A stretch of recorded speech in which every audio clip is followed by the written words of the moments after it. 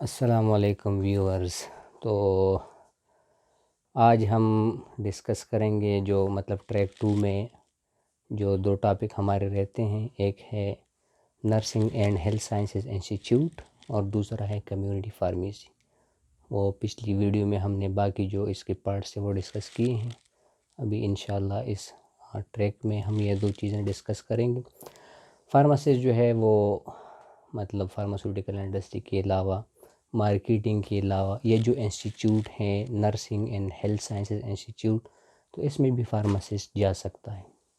بات میں نے کی، پاکستان میں ہمارے جونیئر ہیں بہت پیارے، ندیم الحق ثوابی سے ان کا تعلق ہے، تو وہ Quaid Azam institute of nursing and health sciences, اس میں وہ فارمیسی لیکچرر کے طور پہ اپنے فرائض سر انجام دے رہے ہیں۔ تو ان سے بات ہوئی اور کافی عرصے سے وہ ہیں وہیں پہ، تو ان سے بھی میں نے جو بنیادی کویشچنس تھے، جو پروفارما میں نے بنایا ہوا تھا کہ بھئی آپ کا سیٹسفیکشن لیول کیا ہے، اور باقی سٹاف ممبر ان کے ساتھ آپ کا انٹریکشن کس طرح ہے، اور آپ کی جو فیوچر پلاننگ ہے وہ کیا ہے۔ تو انہوں نے یہ بتایا کہ بھئی سیلری وائز بھی وہی حال ہے جو فارماسیوٹیکل انڈسٹری کا ہے، 25,000 سے وہ سٹارٹ لیتے ہیں یہ انسٹیٹیوٹس وغیرہ، اور پھر جو ہے ان کی جو ٹائمنگ ہے وہ کبھی ویدر کے لحاظ سے 9 to 2 یا 9 to 4 وہ ٹائمنگ ان کی چلی جاتی ہے۔ سیٹسفیکشن لیول کے لحاظ سے وہ کہہ رہے تھے کہ بھائی جب میرے اسٹوڈنٹ مجھ سے سیٹسفائی ہوتے ہیں تو میں بھی سیٹسفائی ہوتا ہوں،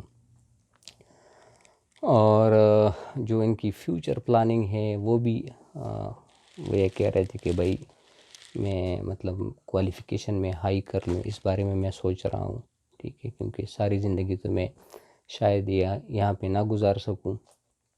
تو اس حوالے سے پھر میں نے ان کو کچھ سجیشنز بھی دی، تو وہ کر رہے ہیں، لیکن فی الحال یہ ہے کہ فارماسسٹ کے لیے فیلڈ اوپن ہے، ٹھیک ہے، اور فیلڈز کے علاوہ اگر فارماسسٹ چاہیں تو ان اداروں میں بھی وہ اپنی جاب کنٹینیو کر سکتا ہے، اور یہ بھی فارم ڈی کے بعد، آپ دیکھ لیں آپ کے علاقے میں، اور یہ جو ادارہ ہے یہ رجسٹرڈ ہے اس کے ساتھ، خیبر میڈیکل یونیورسٹی کے ساتھ پراپر رجسٹرڈ ہے، اور پراپر جو ہے یہاں لوگ جو ہے وہ ڈپلومہ لے رہے ہیں، جو جتنے بھی ہے 2 سال کا ہے یا 4 سال کا ہے، وٹ ایور، مجھے زیادہ انفارمیشن نہیں اس بارے میں، لیکن آپ کے لیے یہ فیلڈ جو ہے اور یہ علاقہ یہ بھی آپ کے لیے کھلا ہوا ہے۔ تو ندیم بھائی سے بھی آپ رابطہ کر سکتے ہیں، ان کی ڈیٹیل جو ہے آپ دیکھ سکتے ہیں یہاں پہ، وہ بہت جو ہیں وہ خوش اخلاق ہیں، اور ان سے میری بات ہوئی ہے تو وہ آپ کو پراپر گائیڈ کر سکتے ہیں۔ اور لاسٹ میں ہم آتے ہیں کمیونٹی فارمیسی کی طرف۔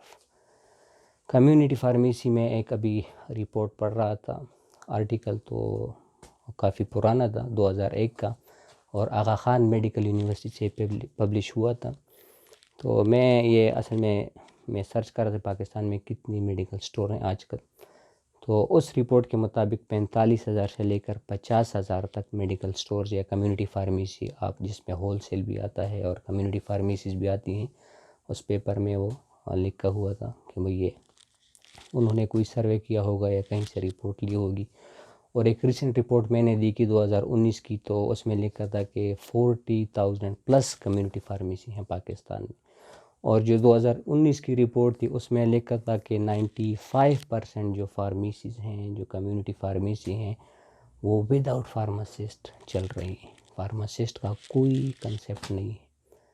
تو اگر ہم سوچیں ایک بہت بڑی تعداد ہے، ایک بہت بڑا نمبر ہے، تو کمیونٹی فارمیسی کے حوالے سے ہمارے ایک دوست ہیں، ہمارے کلاس فیلو بھی تھے، احسان زیب ان کا نام ہے، اسکرین پہ آپ دیکھ سکتے ہیں ان کی ڈیٹیل۔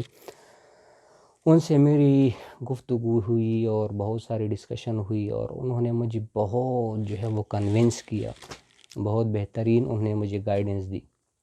میں 2013 سے کوریہ میں ہوں، تو ابھی کمیونٹی فارمیسی میں جو لوگ ہیں، جو ایکسپرٹ ہیں، وہ اس کی اونچ نیچ کو سمجھ سکتے ہیں، ان کی باریکیوں کو سمجھ سکتے ہیں۔ تو احسان جی بھی ان میں سے ایک ہیں، گلبہار پشاور میں انہوں نے اپنی ایک کمیونٹی فارمیسی بنائی ہوئی ہے۔ تو سب سے جو انکریجنگ بات مجھے ان کی لگی، انہوں نے مجھے یہ کہا کہ میں صبح جاب کرتا ہوں، اور 4:30 سے لے کے 10:30 تک میں جو ہے اپنی کمیونٹی فارمیسی چلا رہا ہوں۔ 4:30 سے 10:30 تک. تو میں نے اسے کویشچن کیا کہ بھائی پھر آپ کا بھی، کہتے بہت اچھی طرح جا رہی ہے اور بہت اچھا جو ہے وہ کام ہو رہا ہے. اور وہ کہتے ہیں کہ میں ریکمینڈ کرتا ہوں کہ ہر فارماسسٹ اس طرف آئے. احسان زیب نے فائزر میں مارکیٹنگ بھی کی ہے، پھر مارکیٹنگ انہوں نے چھوڑی، اس کے بعد انہوں نے کمیونٹی فارمیسی شروع کی. ان کو گھر والوں نے کہا کہ بھائی آپ نے بہت بڑی غلطی کی، لیکن انہوں نے کہا کہ نہیں، بس جو بھی ہے میں نے جو ہے اپنا ایک سیٹ اپ بنانا ہے. پھر انہوں نے یہ بھی کہا کہ بھائی شروع میں مجھے بہت زیادہ مشکلات کا سامنا کرنا پڑا، جتنی بھی انویسٹمنٹ ہے وہ میں نے دوستوں سے لون لے کے وہ اس طرح کمیونٹی فارمیسی میں نے بنائی، اور بہت زیادہ ہرڈلس. تو ان سے جو ڈسکشن ہوئی 2-3-4 باتیں میں آپ کو بتانا چاہوں گا. پہلی بات وہ اس پہ زور دے رہے تھے کہ بھائی کمیونٹی فارمیسی کے لیے سب سے جو امپورٹنٹ چیز ہے وہ ہے لوکیشن. بھائی لوکیشن اس کا پراپر ہو، جتنی بہترین لوکیشن میں کمیونٹی فارمیسی ہوگی اتنی جلدی وہ جو ہے وہ آگے جائے گی.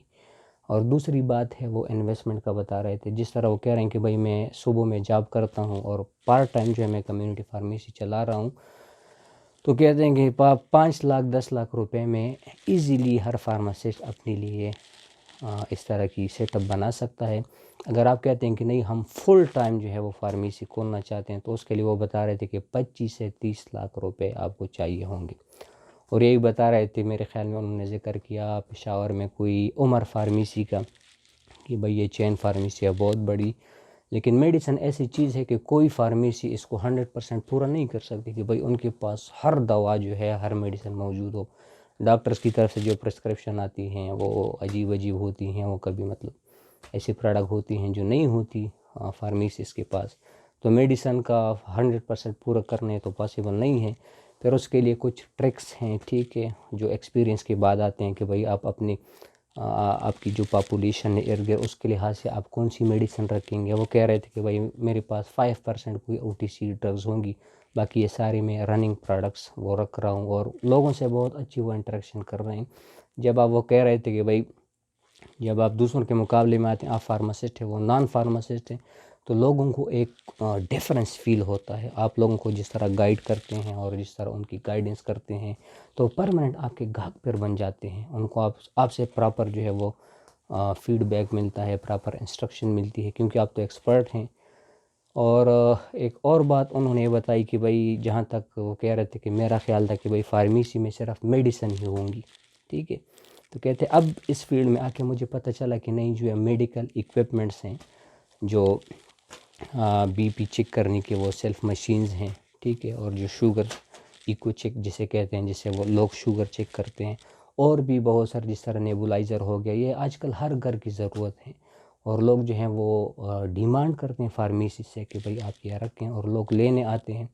تو کہہ رہے ہیں کہ فارماسسٹ کو میرا مشورہ ہے کہ وہ میڈیکل ڈیوائسز یہ بھی دکان میں رکھیں. ٹھیک ہے، شروع میں آپ 5-5 10-10 دانے رکھیں گے، اور آہستہ آہستہ. اور ایک اور بات جس نے مجھے بہت حیران کیا، وہ کہہ رہے تھے کہ اسکولز میں، کالج میں، یونیورسٹی کی لیبز میں جتنی کیمیکلز استعمال ہوتی ہیں وہ بھی آپ فارمیسی میں رکھ سکتے ہیں. وہ جہاں جاب کرتے ہیں کہتے ہیں کہ وہ جو مطلب جن کا سیٹ اپ ہے، جو مالک ہیں، تو انہوں نے یہ سارے کیمیکلز وہ رکھے ہوئے ہیں. تو وہ مختلف مطلب سکولز کے لیے ایک الگ پیکنگ میں، یونیورسٹی کے لیے ایک الگ پیکنگ میں آتے ہیں. تو فارماسسٹ ان چیزوں کو بھی اپنی فارمیسی میں انکلوڈ کر سکتا ہے. اس طرح بھی میں مالیکولر بایولوجی میں ہوں، تو ایک ایکسپیریمنٹ ہے ویسٹرن بلاٹ، اس کے لیے ہمیں ایک الماری ہے، اتنی وہ کیمیکل سے بھری ہوئی ہے، ٹھیک. اس میں SDS بھی آتا ہے، اس میں ایکریلیمائڈ بھی آتا ہے، اور اس میں جو ہے APS بھی آتا ہے. بہت سارے کیمیکل جانتے ہیں جو لوگ اس فیلڈ کے ہیں.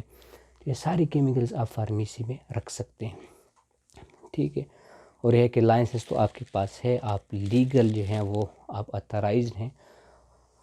اور یہ میرا اپنا پرسنل کلیم ہے انشاءاللہ، اور یہ میرا دعویٰ ہے، آپ اس کو نوٹ کرتے ہیں جو بھی ہے.